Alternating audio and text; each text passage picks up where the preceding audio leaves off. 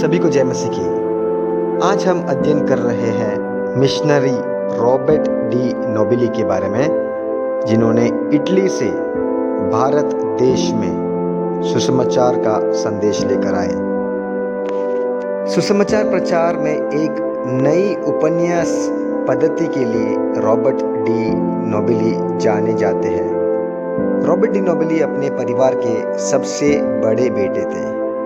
बड़े बेटे होने के नाते उनके परिवार को उनसे बहुत ज़्यादा उम्मीद थी, लेकिन नोबिली को उनके विचारों में कोई भी दिलचस्पी नहीं थी। उन्होंने धर्मशास्त्रीय शिक्षा प्राप्त की और सोसाइटी ऑफ जीसस में शामिल हो गई, जहां वे अफ्रीका और जापान के मिशनरियों की कहानियों से प्रेरित हुए। वहां मिशन कार्य के लिए प्रशिक्षित होने के बाद उन्हें भारत भेजा गया।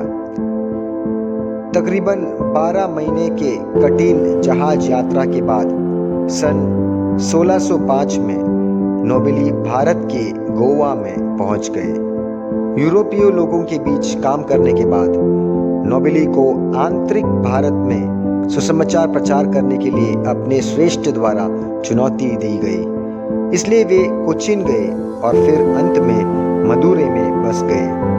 उन्होंने जल्दी ही महसूस किया कि उच्च जाति के लोग मिशनरियों को अशुद्ध और नीच मानते हैं, इसलिए वे मिशनरियों के साथ किसी भी बातचीत में कभी भाग नहीं लेते थे। इस कारण से नोबिली ने सभी तरह के लोगों तक पहुंचने के लिए एक सन्यासी बनने का फैसला किया। उन्होंने मांस खाना छोड़ दिया और हिंदू भिक्षुओं द्वारा इस्तेमाल की जाने वाली छड़ी और पानी की लोटा का इस्तेमाल किया। उन्होंने लोगों को बाइबल की सच्चाइयों को बड़े अच्छे से सिखाया। उन्होंने संस्कृत, तमिल और तेलुगु भाषा को सीख लिया। हालांकि उनके सहकर्मियों ने उनके प्रचार के तरीके को स्वीकार नहीं किया, लेकिन नोबिली कई लोगों को मसीह के ज्ञान में लाने में सफल रहे, जिनमें उच्च जाति के ब्राह्मण भी सबसे ज़्यादा शामिल थे। सन 1610 तक मात्र 60 लोग मसीह को स्वीकार किया, परंतु सन 1626 तक नोबिली ने मसीह के लिए 4000 से अधिक आत्माएं जीती। सन 1640 में उन्हें जेल में डाल दिया गया था। फिर भी नोबिली ने धैर्य के साथ ऐसे सभी कठिनाइयों को पार कर लिया। उन्होंने संस्कृत, तमिल और तेलुगु में ईसाई सिद्धांत पर कई पुस्तकों को अनुवाद भी किया।